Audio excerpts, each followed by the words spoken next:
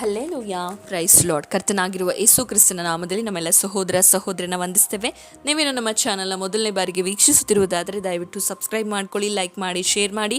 ಹಾಗೂ ನೀವು ನಮಗೆ ಕಮೆಂಟ್ ಮೂಲಕ ತಿಳಿಸಬಹುದಾಗಿದೆ. ನಿಮಗೆ ಕೌನ್ಸಿಲಿಂಗ್ ಬೇಕಾದಲ್ಲಿ ಕೆಳಗೆ ಕೊಟ್ಟಿರುವಂಥ ವಾಟ್ಸಪ್ ನಂಬರನ್ನು ಹಾಗೂ ಪ್ರಾರ್ಥನೆಗಳಿಗೆ ಮಧ್ಯರಾತ್ರಿ ಪ್ರಾರ್ಥನೆ, ಸಂಚಯ ಪ್ರಾರ್ಥನೆ, ಕುಟುಂಬ ಪ್ರಾರ್ಥನೆ ಹಾಗೂ ಬೈಬಲ್ ಸ್ಟಡಿಗೆ ಜಾಯ್ನ್ ಆಗಬೇಕಾದಲ್ಲಿ ಕೆಳಗೆ ಕೊಟ್ಟಿರುವಂಥ ವಾಟ್ಸಪ್ ನಂಬರನ್ನು ಗುಂಪುಗಳನ್ನು ಸಂಪರ್ಕಿಸಬಹುದಾಗಿದೆ. ದಯವಿಟ್ಟು ಕ್ಷಮಿಸಿರಿ. ಮೇ 27ರಂದು ಮೀಟಿಂಗ್ ಇದೆ ಎಂಬುದಾಗಿ ಅನೌನ್ಸ್ ಮಾಡಿದೆವು. ಆದರೆ ಕಾರಣಾಂತರಗಳಿಂದ ಮೇ 27ನೇ ತಾರೀಕಿನ ಮೀಟಿಂಗ್ ಜೂನಿಗೆ ಮುಂದೂಡಲಾಗಿದೆ. ನಾವು ನಿಮಗೆ ಡೇಟನ್ನು ಅತಿ ಶೀಘ್ರದಲ್ಲೇ ಅನೌನ್ಸ್ ಮಾಡ್ತೇವೆ. ಕರ್ತನ ನಿಮ್ಮೆಲ್ಲರನ್ನ ಆಶೀರ್ವದಿಸಲಿ. ಇಂದಿನ ನಮ್ಮ ಸಂದೇಶ ಭಾಗ ಯಾವುದಾಗಿದೆ ಅಂದರೆ, ಪ್ರಾರ್ಥನೆಯನ್ನು ಮಾಡುವುದನ್ನು ನಿಲ್ಲಿಸಬೇಡ. ಪ್ರಾರ್ಥನೆ ಮಾಡುವುದನ್ನು, ಎಂತಹ ಕಷ್ಟಗಳೇ ಬಂದರೂ, ಎಂತಹ ಪರಿಸ್ಥಿತಿಗಳೇ ಬಂದರೂ ಪ್ರಾರ್ಥನೆ ಮಾಡುವುದನ್ನು ನಿಲ್ಲಿಸಬೇಡ ಎಂಬುದಾಗಿ ನಾವಿವತ್ತು ವಾಕ್ಯವನ್ನು ನಾವು ಧ್ಯಾನ ಮಾಡೋಣ. ಅನೇಕ ಸಮಯದಲ್ಲಿ ನಮಗೆ ಕಷ್ಟ ಬರುವಾಗ, ನೋವು ಬರುವಾಗ, ವೇದನೆ ಬರುವಾಗ ಏನುಂಟಾಗ್ತದೆ ಅಂದರೆ ಬೇಸರಿಕೆ ಉಂಟಾಗ್ತದೆ ಅಲ್ವಾ? ಬೇಸರಿಕೆ, ಚಿಂತೆ, ಗಲಿಬಿಲಿ, ಭಯ ಹಾಗೂ ದುಗುಡ, ನನ್ನ ಜೀವಿತ ಏನಾಗ್ತದೋ ಎಂಬುದಾಗಿರುವಂಥ ಚಿಂತೆಗಳು ನಮ್ಮ ಮನಸ್ಸನ್ನು ಸೋಲಿಸಿ ಬಿಡ್ತದೆ. ಆ ಸಮಯದಲ್ಲಿ ನಮಗೆ ಸರಿಯಾಗಿ ಪ್ರಾರ್ಥನೆ ಮಾಡಲಿಕ್ಕೆ ಆಗೋದಿಲ್ಲ. ಆ ಸಮಯದಲ್ಲಿ ವಾಕ್ಯ ಭಾಗವನ್ನು ಪ್ರಾರಂಭಿಸೋದಕ್ಕಿಂತ ಮುಂಚೆ ಒಂದು ಚಿಕ್ಕ ಪ್ರಾರ್ಥನೆ ಮಾಡಿಕೊಂಡು ನಾವು ವಾಕ್ಯವನ್ನು ಪ್ರಾರಂಭಿಸೋಣ. ಪರಿಶುದ್ಧನೂ ಅತ್ಯುನ್ನತನೂ ಆಗಿರುವ ತಂದೆಯಾದ ದೇವರೇ, ನಿನ್ನ ನಾಮಕ್ಕೆ ಸ್ತುತಿ, ಸ್ತೋತ್ರ, ವಂದನೆಗಳನ್ನು ಉಂಟಾಗಲಿ ರಾಜ. ವಿಶೇಷವಾಗಿ ಈ ದಿನವನ್ನು ನಮ್ಮ ಜೀವಿತದಲ್ಲಿ ಕೊಟ್ಟಿದ್ದಕ್ಕಾಗಿ ಸ್ತೋತ್ರ. ಅನೇಕರು ಈ ದಿನವನ್ನು, ಕ್ಷಣವನ್ನು ಕಾಣದೆ ಹೋಗಿದ್ದಾರೆ. ನಮಗಾದರೂ ಕೊಟ್ಟಂತೆ ನಿನ್ನ ಮಹಾಕೃಪೆಗಾಗಿ ಸ್ತೋತ್ರ. ವಿಶೇಷವಾಗಿ ವಾಕ್ಯವನ್ನು ಹೇಳುವಾಗ, ಮಾತನಾಡುವುದು ನಾನಲ್ಲ, ನನ್ನ ಸ್ವಂತ ಬುದ್ಧಿ ಜ್ಞಾನದಿದ್ದಲ್ಲ. ಪರಿಶುದ್ಧಾತ್ಮನೆ ನೀವು ಮಾತನಾಡಿ ಒಬ್ಬೊಬ್ಬರ ಹೃದಯದಲ್ಲಿ ಕಾರ್ಯ ಮಾಡಬೇಕಾಗಿ ಪ್ರಾರ್ಥಿಸ್ತೇವೆ. ಎಲ್ಲ ನಿಮ್ಮ ಕರದಲ್ಲಿ ಒಪ್ಪಿಸಿಕೊಡ್ತೆ ಯೇಸುವಿನ ನಾಮದಲ್ಲಿ ಬೇಡಿಕೊಳ್ತೇನೆ ತಂದೆ, ಆಮೇನ್, ಆಮೇನ್. ಈ ದಿನಗಳಲ್ಲಿ ನೋಡುವಾಗ ಎಷ್ಟೋ ಸಮಸ್ಯೆಗಳು ನಮ್ಮ ಜೀವಿತದಲ್ಲಿ ಬರುವಾಗ, ಅಥವಾ ಕುಟುಂಬಗಳಲ್ಲಿ ಬರುವಾಗ, ಗಂಡ ಹೆಂಡತಿಯ ನಡುವೆ ಬರುವಾಗ, ಅಥವಾ ಮಕ್ಕಳಿಂದ ಬರುವಾಗ ನಾವೇನು ಮಾಡ್ತೇವೆ? ಸೋತು ಹೋಗಿ ಎಷ್ಟೋ ಜನರು ಪ್ರಾರ್ಥನೆ ಮಾಡುವುದನ್ನು ನಿಲ್ಲಿಸಿದ್ದಾರೆ. ಒಂದು ಸಮಯದಲ್ಲಿ ಒಂದು ಸಹೋದರಿ ನನ್ನ ಬಳಿಯಲ್ಲಿ ಕರೆ ಮಾಡುವಾಗ ಹೀಗೆ ಹೇಳಿದರು, ಸಿಸ್ಟರ್, ನಾನು ತುಂಬ ಆತ್ಮಿಕವಾಗಿದ್ದೆ, ಆದರೆ ನನ್ನ ಮಗನು ನನ್ನ ಗಂಡನ ಒಂದು ಕಾರ್ಯದಿಂದ ನನಗೆ ಪ್ರಾರ್ಥನೆ ಮಾಡಲಿಕ್ಕೆ ಆಗದೆ ನಾನು ತುಂಬ ಸೋತೋಗ್ಬಿಟ್ಟಿದ್ದೇನೆ, ಪ್ರಾರ್ಥನೆನೇ ಮಾಡಲಿಕ್ಕೆ ಆಗ್ತಾ ಇಲ್ಲ ಎಂಬುದಾಗಿ ಒಬ್ಬರೊಂದು ಸಾರಿ ಹೇಳಿಕೊಂಡಿದ್ರು. ನೋಡಿ, ಈ ಪ್ರಾರ್ಥನೆ ಅನ್ನುವಂಥದ್ದು ನಮ್ಮ ಜೀವಿತವನ್ನು ಉಜ್ಜೀವನಗೊಳಿಸುವಂಥದ್ದಾಗಿದೆ. ನಮ್ಮ ಜೀವಿತವನ್ನು, ಪರಿಸ್ಥಿತಿಗಳನ್ನು ಬದಲಿಸುವಂಥದ್ದಾಗಿದೆ. ಇದನ್ನು ತಿಳಿದುಕೊಂಡ ದುಷ್ಟನು ನಮ್ಮ ಪ್ರಾರ್ಥನಾ ಜೀವಿತದ ಮೇಲೆ ಯಾವಾಗಲೂ ಏನು ಮಾಡ್ತಾ ಇರ್ತಾನೆ ಅಂದರೆ ಹೋರಾಡುವವನಾಗಿದ್ದಾನೆ. ನಾವು ಪ್ರಾರ್ಥನೆ ಮಾಡದಂತೆ 3 ವಿಷಯಗಳು ನಮಗೆ ಯಾವಾಗಲೂ ಅಡ್ಡಿಪಡಿಸ್ತಾ ಇರ್ತದೆ. ಮೊದಲನೇದಾಗಿ ಯಾವುದೆಂಬುದಾಗಿ ನೋಡುವುದಾದರೆ ನಮ್ಮ ಶರೀರ. ನೋಡಿ, ಮನುಷ್ಯನಿಗೆ 3 ಮಂಡಲಗಳಿದೆ: ಆತ್ಮ, ಪ್ರಾಣ, ಶರೀರ. ದಿವಸದಲ್ಲಿ ನಾನು ನಿಮಗೆ ತಿಳಿಯಪಡಿಸಿದ್ದೆ ಪ್ರಾಣ, ಆತ್ಮ, ಶರೀರ ಎಂಬುದಾಗಿ ಇರುವಂಥ ವಿಷಯ. ಯಾವುದನ್ನು ನಮಗೆ ತಿಳುವಳಿಕೆ ಕೊಡುತ್ತದೆ ಎಂಬುದಾಗಿ ನಾವು ನೋಡಿದ್ವಿ. ಆತ್ಮ ಎನ್ನುವಂಥದ್ದು ದೇವರ ಕುರಿತಾಗಿರುವ ತಿಳುವಳಿಕೆಯನ್ನು ಕೊಡುವಂಥದ್ದಾಗಿದೆ. ಶರೀರವು ನಮಗೆ ಲೋಕದ ಕುರಿತಾಗಿರುವ ತಿಳುವಳಿಕೆ ಕೊಡುವಂಥದ್ದಾಗಿದೆ. ಯಾಕೆಂದರೆ ಆತ್ಮ ಬಂದಿರುವುದು ದೇವರಿಂದ, ಶರೀರ ಬಂದಿರುವುದು ಈ ಮಣ್ಣಿನಿಂದ, ಈ ಲೋಕದಿಂದ. ಹಾಗೆ ಪ್ರಾಣ ಅನ್ನುವಂಥದ್ದು ನಮ್ಮ ಕುರಿತಾಗಿ ತಿಳುವಳಿಕೆಯನ್ನು ಕೊಡುವಂಥದ್ದಾಗಿದೆ. ನಾವು ಪ್ರಾರ್ಥನೆ ಮಾಡದಂತೆ 3 ರೀತಿಯಾಗಿ ಕಾರ್ಯ ಮಾಡ್ತಾ ಇರ್ತದೆ. ಮೊದಲನೇದಾಗಿ ಸೈತಾನನಾಗಿದ್ದಾನೆ. ಅನೇಕ ವಿಧವಾದಂಥ ಕಾರ್ಯಗಳನ್ನು, ಬೇಸರಿಕೆನ, ಹೀಗೆ ಕುಟುಂಬದಲ್ಲಿ ನಮ್ಮ ಸುತ್ತಮುತ್ತಲಿರುವಂಥ ಜನರನ್ನು ಉಪಯೋಗಿಸಿಕೊಂಡು ಅಥವಾ ಕಾರ್ಯಗಳನ್ನು ಉಪಯೋಗಿಸಿಕೊಂಡು ನಾವು ಪ್ರಾರ್ಥನೆ ಮಾಡದಂತೆ ನಮ್ಮನ್ನು ಕುಗ್ಗಿಸಿ ನಾವು ಪ್ರಾರ್ಥನೆ ಮಾಡುವುದನ್ನು ನಿಲ್ಲಿಸಲು ದುಷ್ಟನು ಕಾರ್ಯ ಮಾಡ್ತಾನೆ. ಅದರಿಂದಲೇ ಎಷ್ಟೋ ಕುಟುಂಬಗಳಲ್ಲಿ ಸಮಸ್ಯೆ. ಅದರಿಂದಲೇ ಪ್ರಾರ್ಥನೆ ಮಾಡದೇ ಇರುವುದೇ ದೊಡ್ಡ ಸಮಸ್ಯೆ ಆಗಿದೆ. ನೀವು ಪ್ರಾರ್ಥನೆ ಮಾಡುವಾಗ ನಿಮ್ಮ ಸಮಸ್ಯೆಗಳಲ್ಲಿ ನೀವು ದೃಢವಾಗಿ ನಿಂತುಕೊಳ್ಳಿಕ್ಕೆ ಸಾಧ್ಯ. ಯಾಕೆ ನಿಮ್ಮ ಕುಟುಂಬದಲ್ಲಿ ನಿಮಗೆ ಬರುವ ಸಮಸ್ಯೆಗಳಲ್ಲಿ ನೀವು ದೃಢವಾಗಿ ನಿಂತುಕೊಳ್ಳಿಕ್ಕೆ ಆಗ್ತಾ ಇಲ್ಲ ಅಂದರೆ ನಿಮ್ಮಲ್ಲಿ ಪ್ರಾರ್ಥನೆ ಇಲ್ಲ. ಪ್ರಾರ್ಥನೆಯು ನಮಗೆ ದೇವರ ಬಲವನ್ನು ಕೊಡುವಂಥದ್ದಾಗಿದೆ. ದೇವರ ಶಕ್ತಿ ಏನೆಂಬುದಾಗಿ ನಮಗೆ ತಿಳಿಯಪಡಿಸುವಂಥದ್ದಾಗಿದೆ. ನಾವು ಪ್ರಾರ್ಥಿಸುವಾಗ ನಮ್ಮ ಆತ್ಮನು ಬಲಗೊಳ್ಳುವಂಥದ್ದಾಗಿದೆ. ನಾವು ಆಗಲೇ ಧ್ಯಾನಿಸಿದ ಪ್ರಕಾರ ಆತ್ಮ ಅನ್ನುವಂಥದ್ದು ದೇವರಿಂದ ಬಂದಿರುವಂಥದ್ದಾಗಿದೆ. ದೇವರಿಂದ ಬಂದಿರುವ ಆತ್ಮನಿಗೆ ದೇವರ ಗುಣಗಳು, ದೇವರ ಎಲ್ಲವೂ ಆ ಆತ್ಮನಿಗೆ ಅರ್ಥವಾಗುವಂಥದ್ದಾಗಿದೆ. ಹಾಗಾಗಿ ಆತ್ಮಿಕವಾಗಿ ನಾವು ಹೆಚ್ಚಾಗಿ ಬೆಳೆಯುವಾಗ, ನಮ್ಮ ಆತ್ಮನು ಬಲಗೊಳ್ಳುವಾಗ, ನಮ್ಮ ಸಮಸ್ಯೆಗಳಲ್ಲಿ, ನಮ್ಮ ಹೋರಾಟಗಳಲ್ಲಿ ನಮಗೆ ದೇವರ ಕುರಿತಾಗಿರುವ ತಿಳುವಳಿಕೆ ಉಂಟಾಗ್ತದೆ. ಯಾವಾಗ ನಮ್ಮ ಆತ್ಮ ದೇವರ ಆತ್ಮದೊಟ್ಟಿಗೆ ಐಕ್ಯವಾಗುವಾಗ. ನಾವು ಪ್ರಾರ್ಥನೆ ಮಾಡದೆ, ವಾಕ್ಯನೇ ಓದದೆ, ಸಮಸ್ಯೆಗಳು ಬಂತು ಅಂತ ಹೇಳಿ ಕುಗ್ಗಿ ಹೋಗಿಬಿಟ್ರೆ, ನಿಜವಾಗಿ ಹೇಳ್ಬೇಕಂದ್ರೆ ಸಮಸ್ಯೆಗಳು ಇನ್ನೂ ಹೆಚ್ಚಾದ್ರೂ ಪರವಾಗಿಲ್ಲ, ನಾನು ಮಾತ್ರ ಪ್ರಾರ್ಥನೆ ಬಿಡೋದಿಲ್ಲ ಎಂಬ ಛಲ ನಿಮ್ಮಲ್ಲಿ ಇರುವುದಾದರೆ ಯಾರೂ ಕೂಡ ನಿಮ್ಮನ್ನು ಸೋಲಿಸಲಿಕ್ಕೆ ಸಾಧ್ಯವಿಲ್ಲ. ನಾವು ನೋಡ್ತೇವೆ ದಾವೀದನ ಜೀವಿತದಲ್ಲಿ, ಅವನ ಜೀವಿತದಲ್ಲಿ ತುಂಬ ಕಷ್ಟ ಬಂತು. ನಾನು ಯಾವಾಗಲೂ ದಾವೀದನ ಜೀವಿತವನ್ನು ಧ್ಯಾನಿಸುವಾಗ ಅವನ ಜೀವಿತದಲ್ಲಿ ಅನೇಕ ಕಷ್ಟಗಳು ಬಂದರೂ ಕೂಡ ದೇವರನ್ನ ಮಾತ್ರ ಅವನು ಬಿಡಲೇ ಇಲ್ಲ. ಈವನ್ ಅವನಿಗೊಂದು ಆಪ್ಷನ್ ಸಿಗ್ತದೆ ಬಾತ್ಷೆಬಳ ವಿಷಯದಲ್ಲಿ, ಹಾಗೂ ದೇವರ ವಿರುದ್ಧವಾಗಿ ಅವನು ಕಾನೇಶುಮಾರಿಯನ್ನು ಮಾಡ್ತಾನೆ. ನೀವು ಅದನ್ನು ಪೂರ್ವಕಾಲ ವೃತ್ತಾಂತದಲ್ಲಿ ಓದುವಾಗ ನಮಗೆ ತಿಳಿಯ ಬರ್ತದೆ. ಆ ಸಮಯದಲ್ಲಿ ದೇವರು 3 ರೀತಿಯಾಗಿ ಅವನಿಗೆ ಶಿಕ್ಷೆಯನ್ನು ಕೊಡಲಿಕ್ಕೆ ಆಫರ್ ಮಾಡ್ತಾರೆ. ಆಗ ಅವನು 3 ರೀತಿಯಾದ ಶಿಕ್ಷೆಯಲ್ಲಿ ದೇವರ ಕೈಯಲ್ಲಿ ಪೆಟ್ಟು ತಿನ್ನುವಂಥದ್ದು ಒಂದು ಶಿಕ್ಷೆ ಇರ್ತದೆ. ಇದನ್ನು ಏನು ಮಾಡ್ತಾನೆ ಎಂಬುದಾಗಿ ನೋಡುವುದಾದರೆ, 3 ರೀತಿಯಾದಂತಹ ಶಿಕ್ಷೆಯನ್ನು ದೇವರು ಅವನಿಗೆ ಕೊಡುವಾಗ ಅವನು ಆರಿಸಿಕೊಳ್ಳುವುದು ಯಾವುದಂದರೆ, ನಾನು ಪೆಟ್ಟು ತಿಂದರೂ ಪರವಾಗಿಲ್ಲ, ಕರ್ತನ ಪಾದದಲ್ಲಿಯೇ ಕರ್ತನಿಂದಲೇ ನಾನು ಪೆಟ್ಟು ತಿನ್ನಲಿಕ್ಕೆ ಇಷ್ಟಪಡ್ತೇನೆ ಎಂಬುದಾಗಿ ಹೇಳ್ತಾನೆ. ನೋಡಿ, ಎಷ್ಟು ವಿಧವಾದಂತಹ ಭಕ್ತಿ ದೇವರ ಮೇಲೆ ಅವನಿಗಿತ್ತಲ್ವ.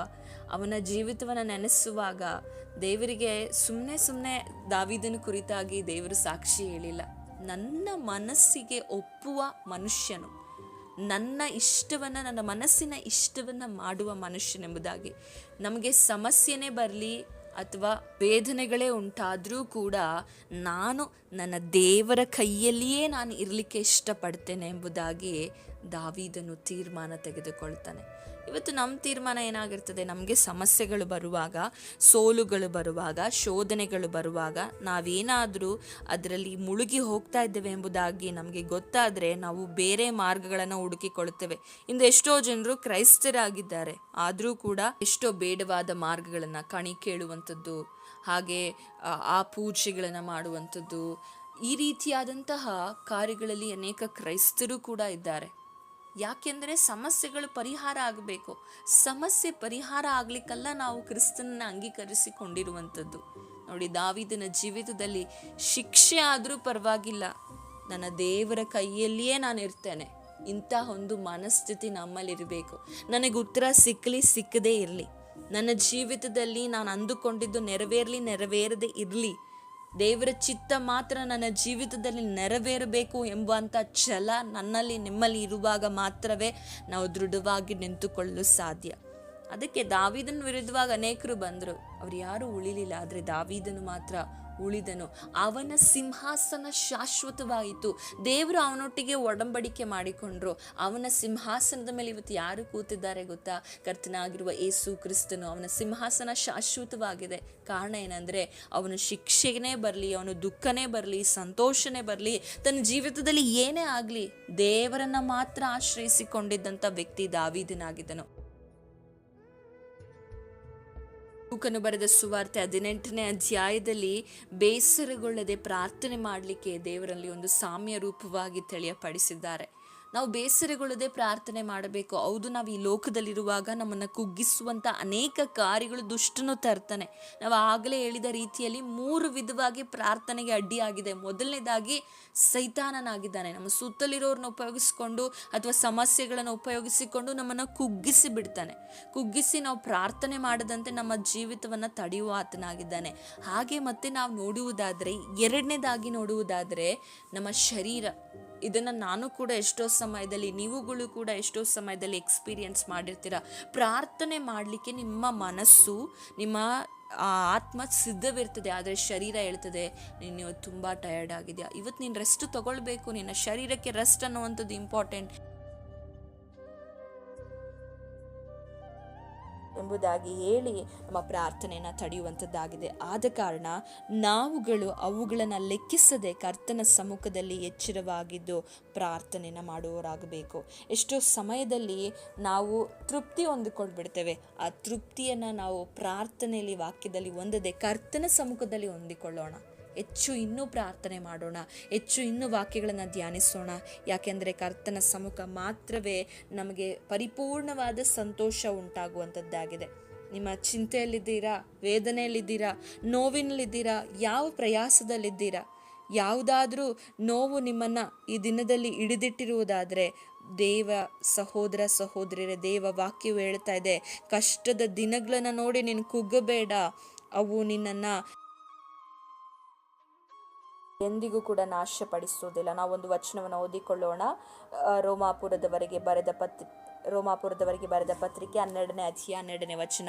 ಕ್ರೈಸ್ತರು ನಿರೀಕ್ಷಿಸುವ ಮಹಾಪದವಿಯನ್ನು ನೆನೆಸಿ ಉಲ್ಲಾಸವಾಗಿರ್ರಿ, ಉಪದ್ರವದಲ್ಲಿ ಸೈರಣೆ ಉಳ್ಳವರಾಗಿರ್ರಿ, ಬೇಸರಗೊಳ್ಳದೆ ಪ್ರಾರ್ಥನೆ ಮಾಡಿ. ವಾಕ್ಯ ನಮಗೆ ತಿಳಿಯಪಡಿಸ್ತಾ ಇದೆ, ನಿಮಗೆ ಬಂದಿರುವ ಕಷ್ಟದಲ್ಲಿ ನೀವು ಪ್ರಾರ್ಥನೆ ಮಾಡದೇ ಇರಬೇಡಿ, ನೀವು ಪ್ರಾರ್ಥನೆ ಮಾಡಬೇಕು. ಹೇಗೆ? ಬೇಸರಗೊಳ್ಳದೆ ಪ್ರಾರ್ಥನೆ ಮಾಡಬೇಕು. ಎರಡನೇದಾಗಿ ಸೈರಣೆ ಉಳ್ಳವರಾಗಿ ಪ್ರಾರ್ಥನೆ ಮಾಡಬೇಕು.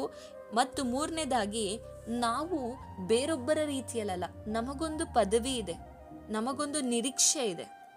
ಮೊದಲನೇದಾಗಿ ನಮ್ಮ ನಿರೀಕ್ಷೆ ಯಾರಾಗಿದ್ದಾರೆ ಅಂದರೆ, ಕಷ್ಟದ ಮಧ್ಯದಲ್ಲೂ ನಮಗೆ ಸಹಾಯ ಮಾಡಲು ಶಕ್ತನಾಗಿರುವಂಥ, ನಮಗಾಗಿ ಪ್ರಾಣ ಕೊಟ್ಟಂಥ ಯೇಸುಸ್ವಾಮಿ ಇದ್ದಾರೆ.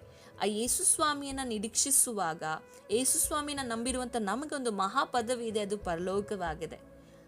ಹಾಗೆಯೇ ನಮ್ಮ ಉಪದ್ರಗಳಲ್ಲಿ ನಾವು ಸೈರಣೆ ಉಳ್ಳವರಾಗಿರಬೇಕು. ಇದು ಬಹಳ ಕಷ್ಟ ಸಿಸ್ಟರ್. ಎಷ್ಟು ಸಹಿಸ್ಕೊಳ್ಳೋದು? ಸಹಿಸಿ ನನಗೆ ಸಾಕಾಗೋಗಿದೆ.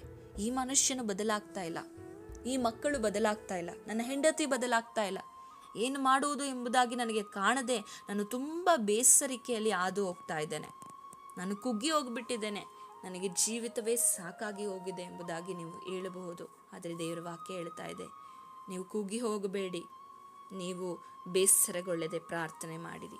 ಯಾಕೆಂದರೆ ನಾವು ನೋಡುವುದಾದರೆ ರೋಮಾಪುರದವರಿಗೆ ಬರೆದ ಪತ್ರಿಕೆಯಲ್ಲಿ ಹೇಳುವ ಪ್ರಕಾರ ಬೇಸರಗೊಳ್ಳದೆ ಪ್ರಾರ್ಥನೆ ಮಾಡಬೇಕು. ನಂತರ ಇಬ್ರಿಯರಿಗೆ ಬರೆದ ಪತ್ರಿಕೆ 12ನೇ ಅಧ್ಯಾಯ 1 ಮತ್ತು 2ನೇ ವಚನವನ್ನು ನಾವು ಓದಿಕೊಳ್ಳುವುದಾದರೆ, ಆದ ಕಾರಣ ಇಷ್ಟು ಮಂದಿ ಸಾಕ್ಷಿಯವರು ಮೇಘದೋಪಾದಿಯಲ್ಲಿ ನಮ್ಮ ಸುತ್ತಲೂ ಇರುವುದರಿಂದ ನಮಗೆ ಅಭ್ಯಂತರ ಮಾಡುವ ಎಲ್ಲ ಭಾರವನ್ನು ಹತ್ತಿಕೊಳ್ಳುವ ಪಾಪವನ್ನು ನಾವು ಸಹ ತೆಗೆದಿಟ್ಟು ನಂಬಿಕೆಯನ್ನು ಹುಟ್ಟಿಸುವವನು ಪೂರೈಸುವವನು ಆಗಿರುವ ಯೇಸುವಿನ ಮೇಲೆ ದೃಷ್ಟಿ ಇಟ್ಟು ನಮಗೆ ನೇಮಕವಾದ ಓಟವನ್ನು ಸ್ಥಿರ ಚಿತ್ತದಿಂದ ಓಡೋಣ.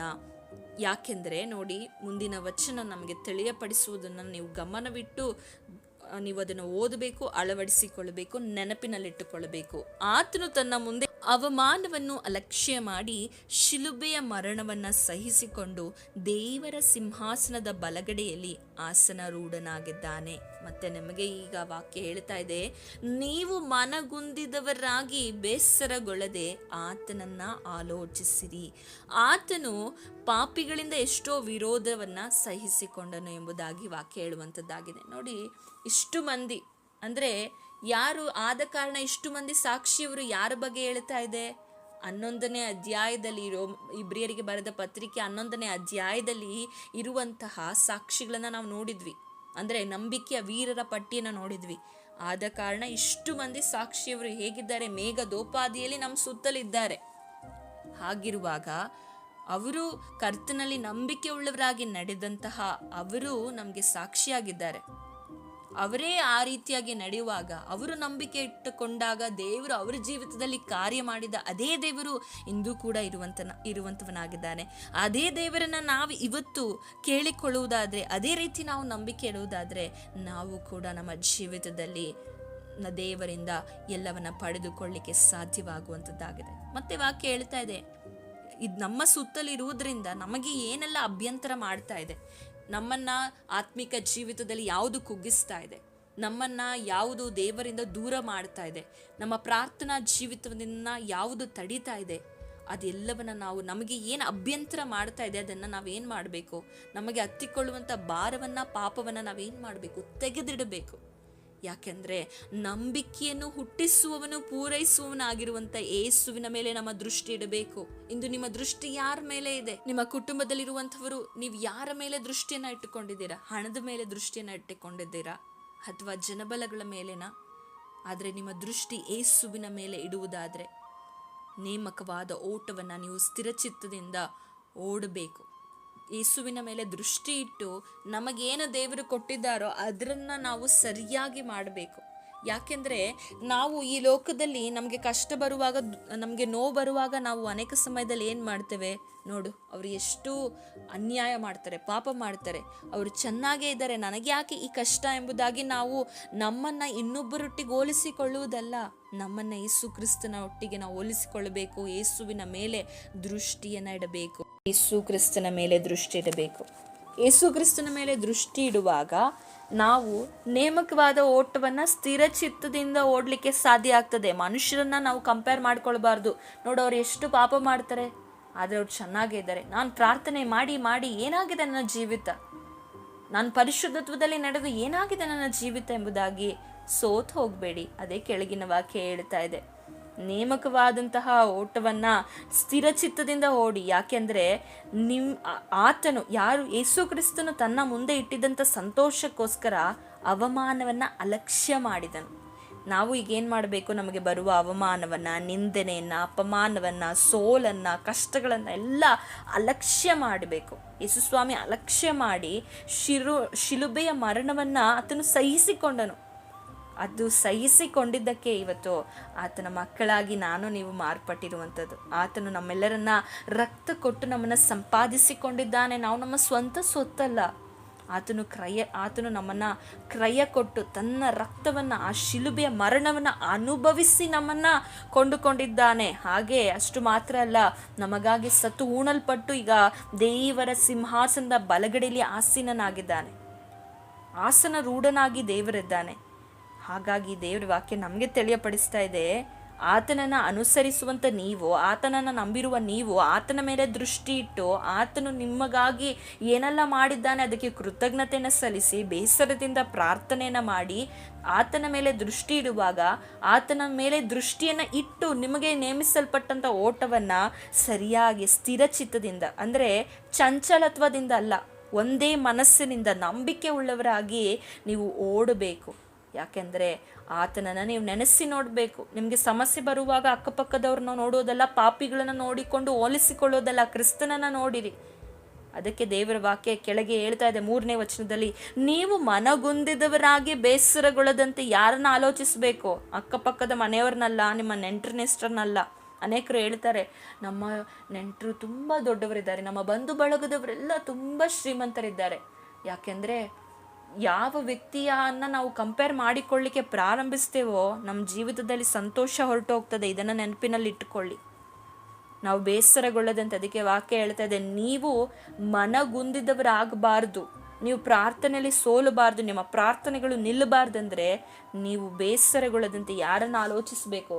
ದೇವರನ್ನು ಆಲೋಚಿಸಬೇಕು. ಪ್ರಾರ್ಥನೆ ಯಾಕೆ ಮಾಡಬೇಕು? ಯೇಸು ಕ್ರಿಸ್ತನೊಟ್ಟಿಗೆ ಐಕ್ಯವಾಗಲಿಕ್ಕೆ, ಕನೆಕ್ಟ್ ಆಗಲಿಕ್ಕೆ, ಆತನ ಕುರಿತಾಗಿ ಯೋಚನೆ ಮಾಡಲಿಕ್ಕೆ. ನೀವು ಪ್ರಾರ್ಥನೆನೇ ಮಾಡಲಿಲ್ಲ ಅಂದರೆ, ನೀವು ಆತನ ಸಮ್ಮುಖದಲ್ಲಿ ಆತನನ್ನು ಆಶ್ರಯಿಸಿಕೊಳ್ಳಿಲ್ಲ ಅಂದರೆ, ಖಂಡಿತವಾಗಿಯೂ ನೀವು ಸುತ್ತಮುತ್ತಲಿರೋ ಇದನ್ನು ನೋಡಿ, ಇರುವಂಥ ಕಾರ್ಯಗಳನ್ನು ನೋಡಿ ಮನಗುಂದಿದವರಾಗಿ ಬೇಸರಗೊಂಡು ಬಿಡ್ತೀರ. ಕಷ್ಟಗಳು ಬರುವಾಗ, ನೋವುಗಳು ಬರುವಾಗ ಎಷ್ಟೋ ಜನರು ತಪ್ಪಾದ ತೀರ್ಮಾನಗಳನ್ನು ತೆಗೆದುಕೊಳ್ಳಿಕ್ಕೆ ಕಾರಣ ಏನು ಗೊತ್ತಾ? ಸುತ್ತಲಿರೋರನ್ನ ಆಲೋಚನೆ ಮಾಡಿ ನೋಡಿ. ಆದರೆ ನೀವು ಯೇಸು ಕ್ರಿಸ್ತನನ್ನು ಆಲೋಚನೆ ಮಾಡಿದ್ರೆ, ಆತನು ಏನು ಮಾಡಿದ್ದಾನೆ ಎಂಬುದಾಗಿ ನೀವು ತಿಳಿದುಕೊಂಡ್ರೆ, ಅದನ್ನು ನಿಮ್ಮ ಜೀವಿತದಲ್ಲಿ ಅಳವಡಿಸಿಕೊಂಡ್ರೆ ನಿಮಗೆ ಧೈರ್ಯ ಬರ್ತದೆ. ಇಲ್ಲ, ಯೇಸು ಸ್ವಾಮಿ ಮರಣವನ್ನು ಜಯಿಸಿದ್ದಾನೆ, ಯೇಸು ಸ್ವಾಮಿ ನಮಗಾಗಿ ಪ್ರಾಣವನ್ನು ಕೊಟ್ಟಿದ್ದಾನೆ. ಪ್ರಾಣ ಕೊಟ್ಟಿರುವುದಕ್ಕೆ ಕೃತಜ್ಞತೆ ಉಳ್ಳವರಾಗಿ, ಹಾಗೆ ಮರಣವನ್ನು ಜಯಿಸಿದ ದೇವರ ಮೇಲೆ ನಂಬಿಕೆ ಉಳ್ಳವರಾಗಿರುವುದಾದರೆ, ನಮ್ಮ ಜೀವಿತದಲ್ಲಿ ಎಂಥ ಬೆಟ್ಟದಷ್ಟೇ ಸಮಸ್ಯೆಗಳು ಬಂದರೂ ಕೂಡ ಕರ್ತನು ನಮ್ಮನ್ನು ದೃಢವಾಗಿ ಶಿಷ್ಟನು ಸಿಂಹದಂತೆ ಧೈರ್ಯದಿಂದಿರುವನು. ಯಾಕೆ ಧೈರ್ಯದಿಂದ ಇರ್ತಾನೆ? ಅವನು ಕರ್ತನನ್ನು ತನ್ನ ಬಲವಾಗಿ ಆಶ್ರಯಿಸಿಕೊಳ್ತಾನೆ. ನಿಮ್ಮ ಜೀವಿತದಲ್ಲಿ ಬಂದಿರುವಂಥ ಸಮಸ್ಯೆಗಳನ್ನು, ಸೋಲುಗಳನ್ನು, ನೋವುಗಳನ್ನು, ಕುಟುಂಬದಲ್ಲಿ ಏನೇ ಸಮಸ್ಯೆ ಇರ್ಬೋದು, ಕೆಲವೊಂದು ಸಮಯದಲ್ಲಿ ನೀವು ಪ್ರಾರ್ಥನಾ ಮನವಿಗಳಾಗಿ ಅದನ್ನು ಹೇಳಿಕೊಳ್ಳಿಕ್ಕೂ ಕೂಡ ಸಾಧ್ಯವಾಗದಿರುವ ಪರಿಸ್ಥಿತಿಗಳಲ್ಲಿ ನೀವು ಹಾದು ಹೋಗ್ತಾ ಇರ್ಬೋದು ಸಹೋದರ ಸಹೋದರಿಯರೇ. ಆದರೆ ಬೇಸರಗೊಳ್ಳದೆ, ಮನಗುಂದಿದವರಾಗದೆ ದೇವರನ್ನು ಆಲೋಚಿಸಿರಿ. ಆತನು ಪಾಪಿಗಳಿಂದ ಎಷ್ಟೋ ವಿರೋಧ ಬಂತು, ಆದರೆ ಅದನ್ನೆಲ್ಲ ಸಹಿಸಿಕೊಂಡನು. ನಮಗಿವತ್ತು ಕುಟುಂಬದಲ್ಲಿ ಯಾರಾದರೂ ನಮಗೆ ವಿರೋಧವಾಗಿ ಮಾತಾಡಿದರೆ ಗಂಡನನ್ನೇ ಸಹಿಸಿಕೊಳ್ಳಕ್ಕಾಗಲ್ಲ, ಕೆಲವೊಮ್ಮೆ ಹೆಂಡತಿಯನ್ನೇ ಸಹಿಸಿಕೊಳ್ಳಿಕ್ಕಾಗಲ್ಲ, ಮಕ್ಕಳನ್ನೇ ಸಹಿಸಿಕೊಳ್ಳಿಕ್ಕಾಗಲ್ಲ. ಆದರೆ ಯೇಸು ಸ್ವಾಮಿ ಎಲ್ಲರನ್ನ ಸಹಿಸಿಕೊಂಡು ಶಿಲುಬೆಯಲ್ಲಿ ಹೇಳ್ತಾ ಇದ್ದಾರೆ, ಇವರು ಏನು ಮಾಡ್ತಾ ಇದ್ದಾರೋ ತಂದೆ ಇವರಿಗೆ ಅರಿಯರು, ಇವರನ್ನ ಕ್ಷಮಿಸು ಎಂಬುದಾಗಿ. ಅಷ್ಟು ಒಳ್ಳೆಯ ಮನಸ್ಸುಳ್ಳಂಥ ದೇವರು, ಅಷ್ಟು ಒಳ್ಳೆಯವನು ನಮ್ಮ ದೇವರಾಗಿದ್ದಾನೆ, ಅಷ್ಟು ಪ್ರೀತಿ ಸ್ವರೂಪನು ನಮ್ಮ ದೇವರಾಗಿದ್ದಾನೆ. ಆತನನ್ನು ಆಲೋಚಿಸ್ರಿ. ಕಷ್ಟ ಬಂತ, ದುಃಖ ಬಂತ, ವೇದನೆ ಬಂತ, ನೋವು ಬಂತ, ಪ್ರಯಾಸ ಬಂತ, ಕುಟುಂಬದಲ್ಲಿ ಏನು ಮಾಡಬೇಕು, ಏನು ಕಾರ್ಯ ಮಾಡಲೇಬೇಕು ಎಂಬುದಾಗಿ ನನಗೆ ಗೊತ್ತಾಗ್ತಾ ಇಲ್ಲ ಎಂಬುದಾಗಿರುವುದಾದರೆ ಪ್ರಾರ್ಥನೆ ಮಾಡುವುದನ್ನು ನಿಲ್ಲಿಸಬೇಡಿ, ಪ್ರಾರ್ಥನೆ ಮಾಡಿರಿ. ಕರ್ತನು ನಿಮಗೆ ಸಹಾಯ ಮಾಡುವ ಆತನಾಗಿದ್ದಾನೆ. ಕರ್ತನು ನಿಮ್ಮ ಸಹಾಯಕನಾಗಿದ್ದಾನೆ. ಕರ್ತನು ನಿಮ್ಮ ಪಕ್ಷದಲ್ಲಿ ಇರುವಾಗ ನಿಮ್ಮನ್ನು ಯಾರು ಕೂಡ ಎದುರಿಸಲಿಕ್ಕೆ ಸಾಧ್ಯ ಇಲ್ಲ. ದೇವರನ್ನು ನೆನೆಸಿರಿ, ದೇವರನ್ನು ಆಲೋಚಿಸಿರಿ. ನಿಮ್ಮ ಕುಟುಂಬದಲ್ಲಿ, ನಿಮ್ಮ ಜೀವಿತದಲ್ಲಿ ದೇವರನ್ನು ಆಶ್ರಯಿಸಿಕೊಳ್ಳುವಾಗ ನಿಮಗಿರುವಂಥ ಎಲ್ಲ ಸಮಸ್ಯೆಗಳಲ್ಲೂ ಕೂಡ ದೇವರು ಜಯವನ್ನು ಕೊಡುವ ಆತನಾಗಿದ್ದಾನೆ. ಇಷ್ಟು ಮಂದಿ ಮೇಘದೋಪಾದಿಯಲ್ಲಿ, ಅಂದರೆ ನಾವು ನೋಡ್ತೇವೆ ನಂಬಿಕೆಯ ವೀರರು, ಅಷ್ಟು ಮಂದಿ ನಮ್ಮ ಸುತ್ತಲೂ ಸಾಕ್ಷಿ ಇದ್ದಾರೆ. ಅಬ್ರಹಾಮನನ್ನು ನೋಡುವಾಗ ನಂಬಲಿಕ್ಕೆ ಆಸ್ಪದನೇ ಇರಲಿಲ್ಲ, ಆದರೂ ಕೂಡ ನಂಬಿದನು. ಹನೋಕನನ್ನು ನೋಡುವಾಗ ದೇವರೊಟ್ಟಿಗೆ ಅವನು ನಂಬಿಕೆಯಿಂದಲೇ ನಡೆದನು. ಹೇಬೇಲನು ನಂಬಿಕೆಯಿಂದಲೇ ತನ್ನ ಕಾಣಿಕೆಯನ್ನು ಅರ್ಪಿಸಿದನು. ಸಾರಳು ಕೂಡ ತನಗೆ ಶಕ್ತಿ ಇಲ್ಲದೆ ಇದ್ರೂ ಕೂಡ ದೇವರು ನನಗೆ ಶಕ್ತಿ ಕೊಡ್ತಾನೆಂಬುದಾಗಿ ನಂಬಿ ಇಸಾಕನನ್ನ ಎತ್ತಳು. ಹೀಗೆ ಎಷ್ಟೋ ಜನರನ್ನ ನಾವು ನೋಡುತ್ತೇವೆ. ಅವರೆಲ್ಲರೂ ನಂಬಿಕೆ ಉಳ್ಳವರಾಗಿ ನಿಂತು ಕರ್ತನಲ್ಲಿ ಅವರು ಆಶೀರ್ವಾದ ಪಡೆದುಕೊಂಡ್ರು. ನಿಮಗೂ ಕೂಡ ಆ ಆಶೀರ್ವಾದ ಪಡೆದುಕೊಳ್ಬೇಕೆಂದರೆ ಬೇಸರಗೊಳ್ಳದೆ ಪ್ರಾರ್ಥನೆ ಮಾಡಿರಿ. ಕರ್ತನಲ್ಲಿ ಯಾವಾಗಲೂ ದೃಢವಾಗಿ ನಿಂತುಕೊಳ್ಳಿರಿ. ಯೇಸು ಸ್ವಾಮಿ ಹೇಳಿದ ಸಾಮ್ಯದ ಪ್ರಕಾರ ಆ ಹೆಂಗಸು ಹೋಗಿ ಯಾವಾಗಲೂ ಏನು ಮಾಡ್ತಾ ಇದ್ದಳು, ಆ ಅಧಿಪತಿಗೆ ಪೀಡಿಸ್ತಾ ಇದ್ದಳು. ಆ ಅಧಿಪತಿ ದುಷ್ಟನಾಗಿದ್ದನು, ಆದರೆ ಯಾವಾಗಲೂ ಪೀಡಿಸಿದ ಕಾರಣ ಅವನು ಬೇಗ ಅವಳ ನ್ಯಾಯವನ್ನು ತೀರಿಸಿದನು.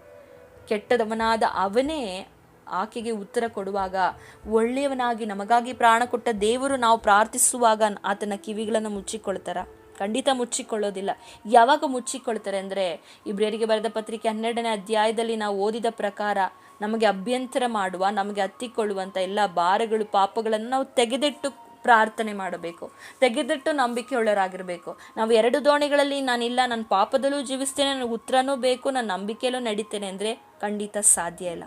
ಅದನ್ನೆಲ್ಲ ತೆಗೆದಿಟ್ಟು ನೀವೇನು ಮಾಡಬೇಕು? ಕರ್ತನಲ್ಲಿ ದೃಢವಾಗಿ ನಿಂತುಕೊಳ್ಳಬೇಕು. ದೇವರ ವಾಕ್ಯದ ಮೂಲಕ ನಿಮ್ಮೆಲ್ಲರ ಆಶೀರ್ವದಿಸಲಿ. ದೇವರ ವಾಕ್ಯದ ಮೂಲಕ ನಿಮ್ಮ ಸಂಗಡ ಮಾತನಾಡಿದ್ದಾರೆ ಎಂದು ಭಾವಿಸ್ತೇನೆ. ಈ ಸಮಯದಲ್ಲಿ ಪ್ರಾರ್ಥನೆ ಮಾಡೋಣ. ಪರಿಶುದ್ಧನಾಗಿರುವ ದೇವರೇ, ನಿಮ್ಮ ನಾಮಕ್ಕೆ ಸ್ತುತಿ ಸ್ತೋತ್ರ ಉಂಟಾಗಲಿ. ಕೊಟ್ಟಂಥ ಸುಂದರವಾದ ವಾಕ್ಯಗಳಿಗಾಗಿ ಸ್ತೋತ್ರ ಸಲ್ಲಿಸ್ತೇವೆ. ಈ ವಾಕ್ಯವನ್ನು ದೇವರೇ ಕೇಳಿದ ಸಹೋದರ ಸಹೋದರಿ ಹೃದಯದಲ್ಲಿ ಕಾರ್ಯ ಮಾಡು. ಯಾರೆಲ್ಲ ದೇವರೇ ಪ್ರಾರ್ಥನೆ ಮಾಡುವುದನ್ನು ನಿಲ್ಲಿಸಿ ದೇವರೇ ಬೇಸರದಲ್ಲಿ, ಕಷ್ಟದಲ್ಲಿ, ನೋವಿನಲ್ಲಿ, ಸಂಕಟದಲ್ಲಿ ಹಾದು ಹೋಗ್ತಾ ಇದ್ದಾರೋ, ನಿನ್ನ ನಾಮದಲ್ಲಿ ದೇವರೇ ಬಿಡುಗಡೆ ಉಂಟಾಗಲಿ ರಾಜ. ಈ ವಾಕ್ಯಗಳು ದೇವರೇ ಸಹೋದರ ಸಹೋದರಿಯ ಜೀವಿತದಲ್ಲಿ ಕಾರ್ಯ ಮಾಡಿ ನಿನ್ನ ಕೃಪೆಯಿಂದ ಬಲದಿಂದ ನಡೆಸಬೇಕಾಗಿ ನಾವು ಪ್ರಾರ್ಥಿಸ್ತೇವೆ. ನೀವು ತಾನೇ ಸಹಾಯ ಮಾಡಿ. Thanks for watching. God bless you. ದೇವರು ನಿಮ್ಮೆಲ್ಲರನ್ನ ಆಶೀರ್ವದಿಸಲಿ.